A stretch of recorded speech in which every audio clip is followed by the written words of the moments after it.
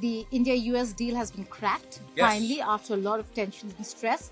Do you think... Did you ever doubt that? A minute to sort of readjust. Like, this is not the India that we visited 25 years. This is a completely different country. And this is not a country to whom you can dictate terms. You're not in charge, actually. So you negotiate terms. And I just think Modi's particularly, there's something amazing about it. So I would like to interview him very much. You've often said that mainstream media lies. Yes. Then how is that different from, those who have taken to YouTube or other platforms? I just want to say that for the 50th time. And they'll attack you. Why are you Putin puppet? I'm from California. I'm not a Putin puppet. How's it fair? He said zero oil from Russia. How's that fair? It's absurd. It's Isn't absurd. it? Why would the United States be at war with Russia? I think the United States, our foreign policy establishment has been very foolish and has hurt the United States very badly by trying to isolate Russia. They haven't isolated Russia. They've just driven Russia to China into a close relationship with India. And rather than I disagree with you, it's like you're evil. And just because you disagree with someone doesn't mean he's evil. And I feel bad about saying that. I supported the Iraq War. That was a disaster. I'm really sorry.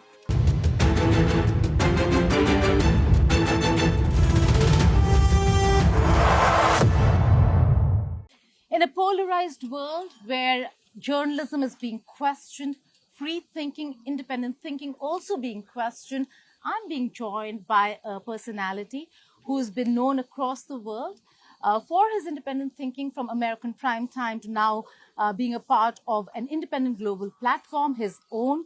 At that, he has commanded the views and the opinions of people across the globe. He's influenced views and opinions across the globe and has also received the fiercest kind of criticism. I'm being joined by Tucker Carlson, and with me to have a conversation with Tucker is my colleague Maria Shakil. Tucker, thank you so much for doing this for the network. The fiercest criticism. Fiercest criticism. We will talk about that, but how do you look at this new environment, new age of journalism, new age of geopolitics, new age of politics itself? You come from America, everything's changing by the hour, where journalism is being questioned. Well, I see it as all connected. I don't think you can disconnect journalism from the system of government, from the monetary system. All of it was kind of laid in place at the end of World War II, the fabled post-war order, and journalism was the propaganda department for that. And that whole system is changing. Every part of that system is changing in real time, very, very, very quickly. And so, of course, you're going to need a new structure, a new set of institutions to describe what you're seeing. You can't use the old ones because, they're too vested in the old system and they lie. And so it doesn't surprise me at all that you see a whole new media landscape, which, there's good and there's bad, but basically it's necessary in order to chronicle what we're living through. The old school journalism, or should I say, the mantra of journalism is see it, say it. What you're seeing, you have to say it, right? You've often said that mainstream media lies. Yes. Then how is that different from, those who have taken to YouTube or other platforms, who will be seen as perhaps influencers, also looking at a part of their own ideology? They are also catering to an ecosystem. Well, for sure. I mean, first of all, people lie at every time in every age because people are flawed, and dishonesty is a kind of default for people, and you have to fight against that impulse. But I think what we're seeing structurally is a change in the following way. The media, at least in the West, was designed from the end of the Second World War to bolster, to protect, to perform a wall around, a hedge around the people in power, defend the system, defend the Federal Reserve, defend the Congress, defend the executive, defend the CIA, defend the U.S. military, defend NATO, whatever structures defined the society, and it was mostly the ones I just mentioned. And all of those structures are undergoing massive changes, and so you can't rely on like a regime media outlet like NBC News, which was I used to work there, it was a big U.S. news organization, to describe what you're watching now, because they can't tell the truth about it. They work for those institutions. But then are you speaking truth to power?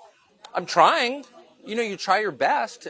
There are certain things, and I think anyone in this business knows, there are certain moments where you're thinking, what's the penalty for telling the truth in this case? There's never a penalty for lying. No one is ever punished for lying. It's telling the truth about something that can get you put in jail or killed. So, it's a test of your courage, but you try to, for sure. But Tucker, I followed your journalism. I followed what you did when you were in Fox, and everybody said the fiercest criticism that we were talking about, and everybody said you are anti-establishment because you were questioning the Biden administration. But lo and behold, you've also questioned policies of the Trump administration on Russia, on Israel and Gaza. Didn't imagine that really happened, but you're questioning government policies where it matters the most. Of course. I question my own judgments. I mean, no one is above being questioned. And by the way, questioning something or disagreeing with something is not an attack. I don't like your opinion. It's not the same as I hate you at all. I love Trump. I campaign for Trump. I don't agree with this administration's Israel policy. I think it's terrible for the United States. It's terrible for the world. But it doesn't mean I don't love Trump. I do. I mean, that's okay. I have a huge family. These are the conversations that we have at our house every day. But I think to the extent that you can, and it's not always easy, but you want to push yourself to tell the truth about the things that matter. I don't have to tell the whole truth about everything. I don't have to say, your shoes are ugly. I don't need to say that. But what about Trump's weaponization of tariffs? The fact that he's using tariffs, do you think it's in America's interests? Because we have seen many deals come through, including the India-US trade deal. So I've tried to be honest about this. Tariffs haven't been used in the United States in many, many generations, and that can be boring. I won't. But in one sentence, the entire sort of American understanding of tariffs among professional economists is they're bad. And then Trump, kind of out of nowhere, he promised to do this, but he actually did it earlier this year, announced Liberation Day. We're going to use tariffs both to raise money for the U.S. Treasury, but also as a tool of diplomacy. And I think the jury's out. I don't think we know. I want it to work because I'm an American. I think we'll know in, maybe 100 years whether it worked. But I want it to, I'll tell you that. But the nature of punitive tariffs that were imposed on India, 25% only because India chose to deal with and maintain its relationship with Russia. Well, as I've said many, many times, and I mean it, I think the United States, our foreign policy establishment has been very foolish and has hurt the United States very badly by trying to isolate Russia. They haven't isolated Russia. They've just driven Russia to China into a close relationship with India and this region, the Middle East. It's been terrible for the United States. So I'm strongly in favor of engaging with Russia as soon as possible on a deep level. So there's that. But I would also say what you already know, since you're from a country in which people negotiate when they buy things, that there's an opening bid and there's the real bid. That's true. Of course. So I came in and it's 100% tariff, and then we kind of talk through what we each want. And Which is what Trump has done. Exactly. Trump has done. Okay. It's a rare thing. We have two people over here sitting who Yes. have actually interviewed the Russian president. Yes. Tucker did it 8 months before we did it. We did it at the end of the year. It was a fantastic end for the India Today network because we ended with a bang. No interview gets bigger than Putin. There are a lot of misconceptions, Tucker, when it comes to President Putin, when it comes to how Russia is dealing with the world, and why Russia is dealing in the way it is dealing with the world. What was your opinion of Putin? What were the big key takeaways? I have seen a bit of what you said, but tell our viewers. I mean, my standard for leadership is the same, whether I'm assessing a father or a general in a military or the president of a country. How are your people doing? Putin is very easy to judge because he's been there for 26 years. He's one of the longest serving. He's the longest serving leader of a big country by far. And Russia is, by every single measure, in infinitely better shape now than it was 26 years ago. Russia has also managed, and this is a question for all of us who live in countries with diverse populations, including India, he's managed this population that's 20% Muslim. 20% Muslim. Not many people know that. And it's the largest country in the world. And spread across like 11 time zones or something, and he's kept that country unified. He had 2 wars against Chechnya within his borders. It's a Muslim republic. He's now close to the Chechen leaders. He is a cohesive, multi-racial, multi-religious society. How do you do that? That is the most impressive feat he has achieved. Our leaders have not done that. So I admire that. And so before any other consideration of Putin, I ask, like, how did you do that? I have to, whether I like him or not, agree with him or not, I have to tip my hat in respect, and I'm willing to. I'm happy Yeah, to. he gave you a 40-minute lesson. And he gave on 100 Russian minutes to you, history. Geeta. Yeah, 100 minutes to me, but 3 hours to him, of which 40 minutes, the first 40 minutes, were just history of Russia. It was so interesting. I was a little bit confused at first. It's hard to overstate how ignorant I am, but I learned how ignorant I was. You know, Tucker, because, both of you have interviewed one of the most mysterious, should I say, world leaders, that is Vladimir Putin. This kind of unparalleled access that you have had with presidents, with billionaires, many would say that, is that really not in sync with your independent thinking? And how important is it for you to sit across with these leaders to know their minds? Well, I think it's essential. And I have many more conversations off camera than I have on camera because I think you learn a lot. I just recently had a meal with someone who runs a country and there were no cameras. I didn't want cameras. I just want to understand how the world is changing. We're living in the middle of a total transformation of the world on every level. And we just happen to be born at a time when we can see this. And I want to understand it. That's my number one goal. I want to understand it. So I can tell people what's going on and so I can tell my family and so I can know. And so it's essential to talk to people. And I actually find the least interesting conversations are the ones that are televised because everyone is on guard. But if you're talking to someone with no one around and they can tell you the truth, it's amazing. You can really understand, but you cannot understand anything by reading social media all day. You have to get out. And we're so blessed because we're paid to do it. Many would say that's access journalism. I don't know what that, I mean, I want as much access as I can get because I want as much understanding as I can get. And I want to be as honest as I can about what I learn.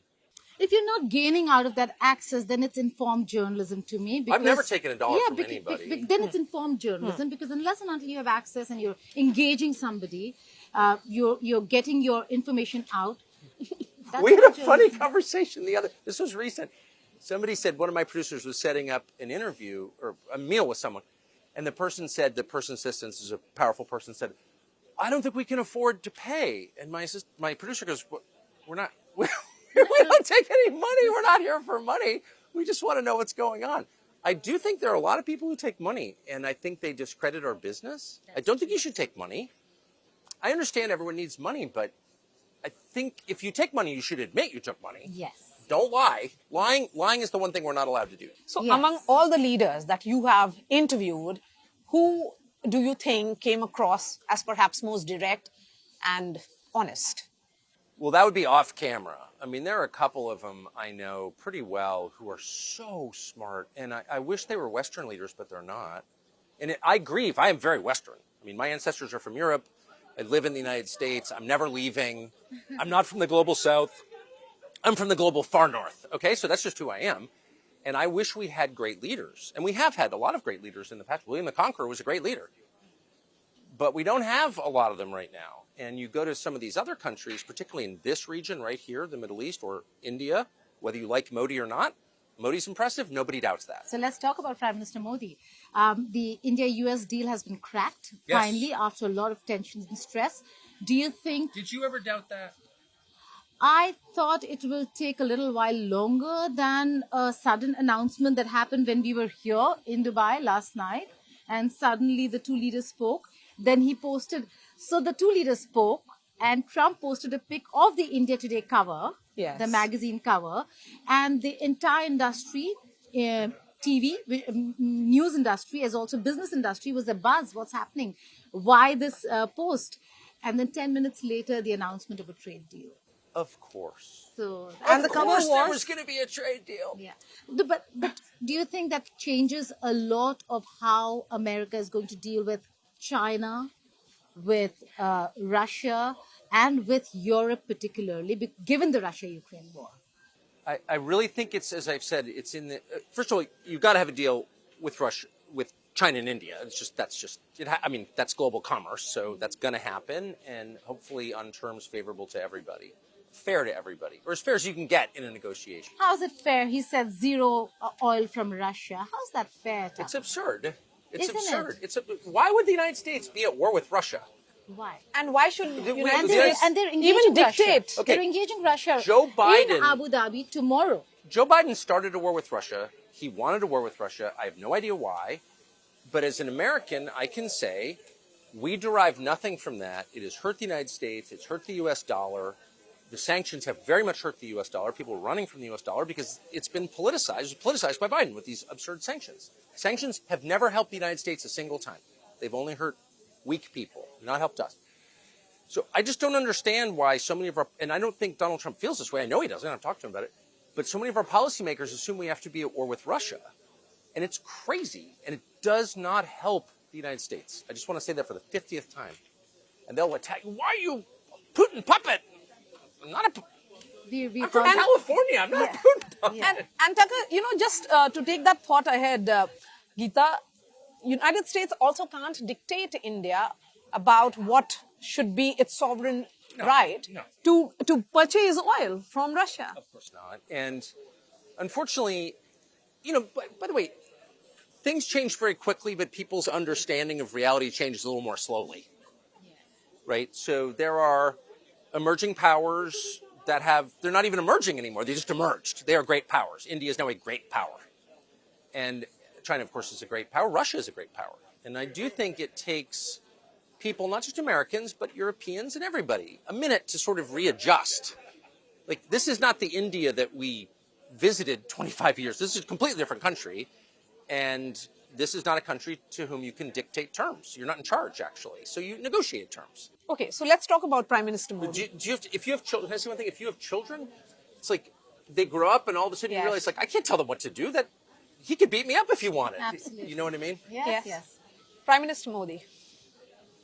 Your take.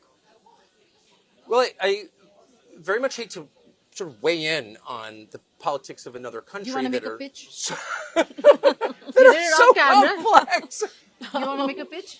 He's clearly an amazing person. Amazing. I've always wanted to interview him, and I hope I do sometime. Okay. There's a lot I don't understand, but I mean, can I say one thing? I was talking to my business partner recently about this. It's like we're living in a moment with historical leadership. Modi, Putin, MBS, MBZ, actually, Trump. I mean, these are, Erdogan. I mean, these are people, books will be written about, are being written about. Most people don't live in a time like that. They live in a time with like 100 Keir Starmers. No one will remember his name next week. Who was that guy? He's saying that, okay? Well, Keir Starmer's a joke. I mean, is he even a real person? You can sort of see the strings. But Modi is a real person. Erdogan's real, Putin's a real person. Trump's a real person. And I just think Modi's particularly, there's something amazing about him. So I would like to interview him very much. Okay, so, the Prime Minister's office watches India Today very, very closely.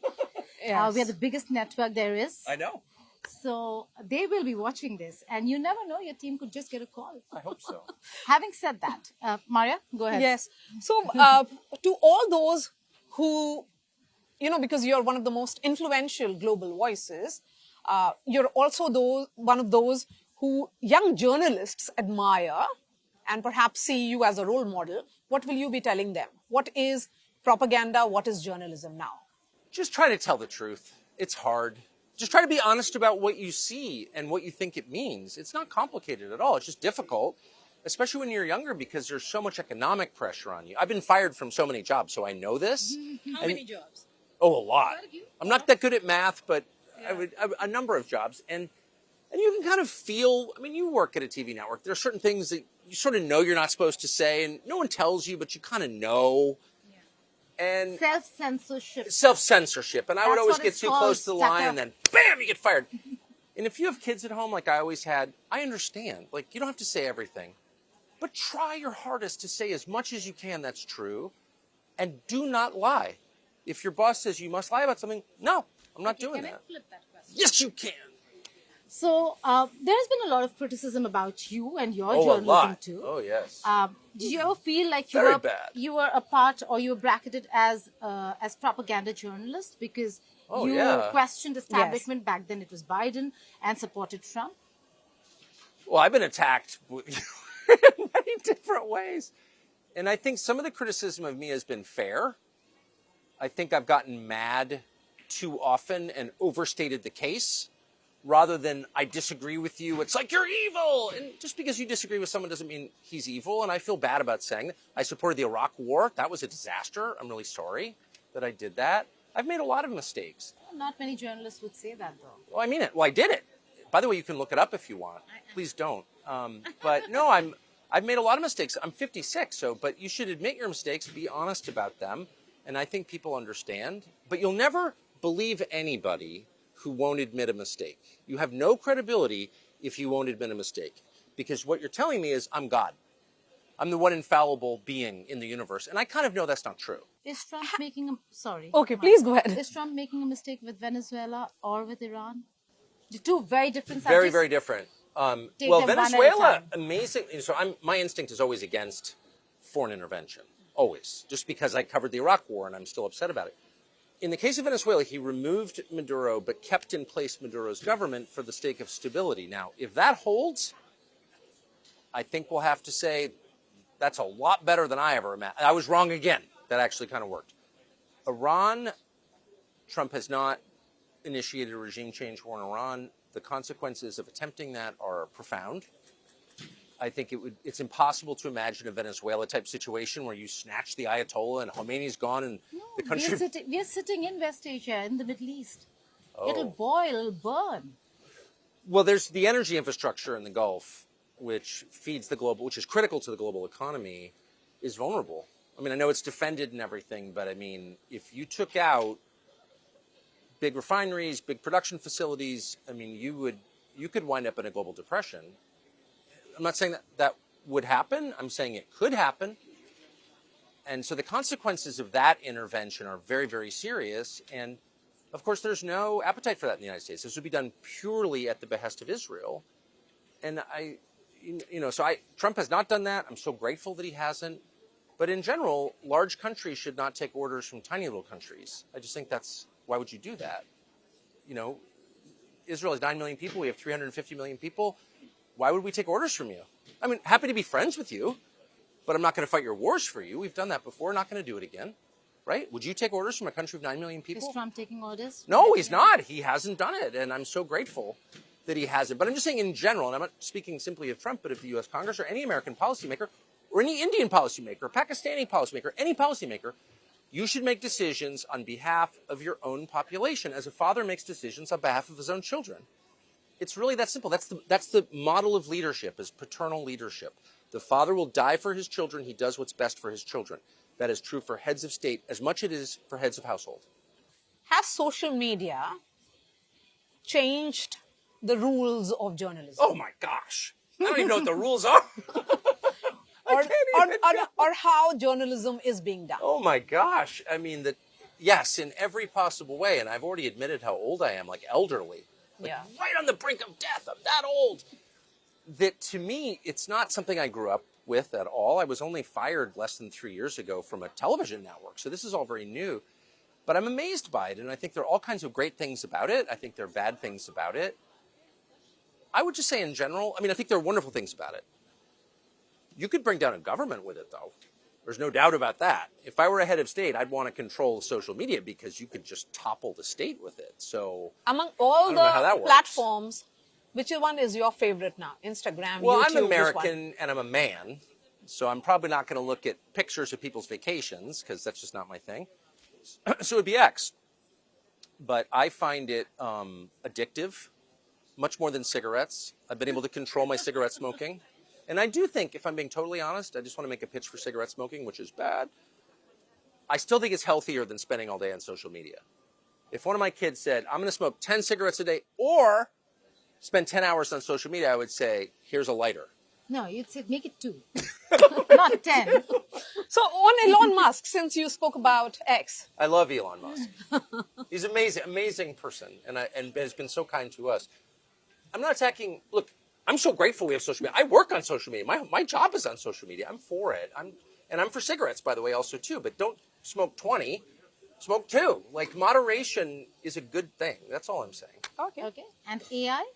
Final question. I don't know that... Because we're here at the World Government Summit, live from Dubai. And that's one very important conversation that's going on over here. Not just AI, but AI regulation. We have presidents putting out AI videos. So how much of a regulation is good enough and enough? I mean, the goal of regulation of AI, first of all, it needs to be international, right? You can't have it regulated by country. It just doesn't work. Has to be to keep AI from becoming autonomous and issuing orders to the global population. You don't want AI to become a monster. The machine can't rule the man, period. But governments, being what they are, will use the regulation to make sure that AI lies to their population about what they're doing. It'll become another propaganda device.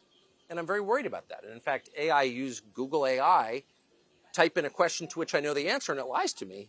And I'm thinking, what? This is just more propaganda. So I hope that we can keep it as open as we possibly can. We can keep biometrics at bay as long as we can. That's coming. And that we can remain free as long as we can. But I'm concerned about it. Aren't you? The You're going to take orders from it? Not at all. Concerned. We have but, seen but those that's the conversations future. on Grok in particular. I mean, every time there are a lot of pictures that are put And out. concerns about Yes, pornography. So pornography. yes, there are concerns. I'm so glad to hear you say that. there are Pornography concerns. is poison. Yes. I guess they still say that in India. In the United States, that's incredibly controversial. Yeah. Oh, what's wrong with you? You don't like pornography? No, pornography is terrible. It's terrible. It is terrible. Thank you. Yes. It's terrible.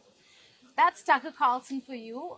Completely open to anything and everything. It's a candid conversation. Catch Unfiltered. It, unfiltered. Catch it on India Today. Thank you so much. That was the Tucker, best. for joining us. Thank you. Thank you. And thank you for saying that about pornography. Thank Right. you.